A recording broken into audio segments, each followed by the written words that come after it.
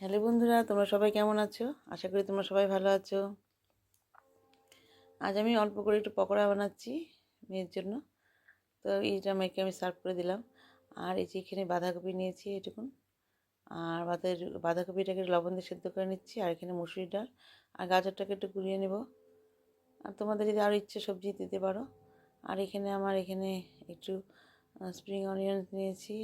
আর এখানে পেঁয়াজটাকে কুচি করে নিয়েছি।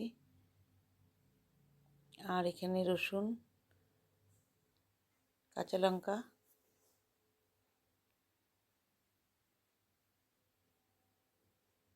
তো এখন এগুলো নিয়েছি। এখন এর মধ্যে লবণ দিয়ে দিলাম।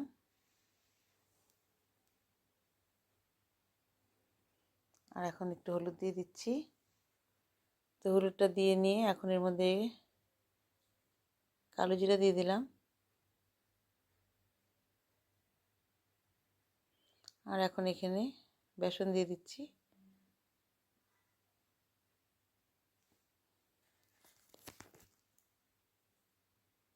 তো বেসনটা দিয়ে দিলাম, দিয়ে একটু মেখে নিয়েছি। এখন এখানে একটু ম্যাজিক চাট মশলা দিয়ে দিচ্ছি।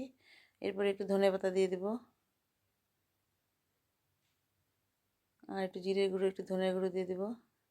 একটু চাট মশলাটা দিয়ে দিলাম, দিয়ে এখন একটু ধনে গুঁড়ো দেবো, একটু জিরে গুঁড়ো দিয়ে দিলাম। এখন একটু ধনে গুঁড়ো দিয়ে দিচ্ছি। আর একটু লঙ্কার গুঁড়ো দিয়ে দেবো।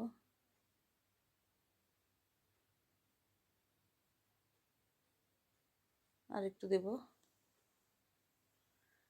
আর এখন এর মধ্যে একটু ধনেপাতা দিয়েছি আর একটু বেসন দিয়েছি, দিয়ে এখন একটু ভালো করে মেখে নেব। তো মাখা হয়ে গেছে। এখন তেল বসিয়ে দিয়েছি। এখন এর মধ্যে পকোড়াগুলো আমি ভেজে নেব। প্রথমে আগে ভেজে নিয়ে আগে মেখে একটু দেবো, তারপরে বাকিটুকু আবার ভাজবো।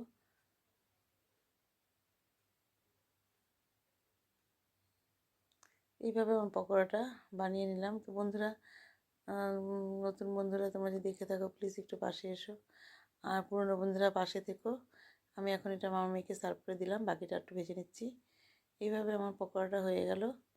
তো বন্ধুরা, তোমরা যেন সবাই ভালো থাকো, সুস্থ থাকো এবং অবশ্যই আমার পাশে থেকো। নমস্কার।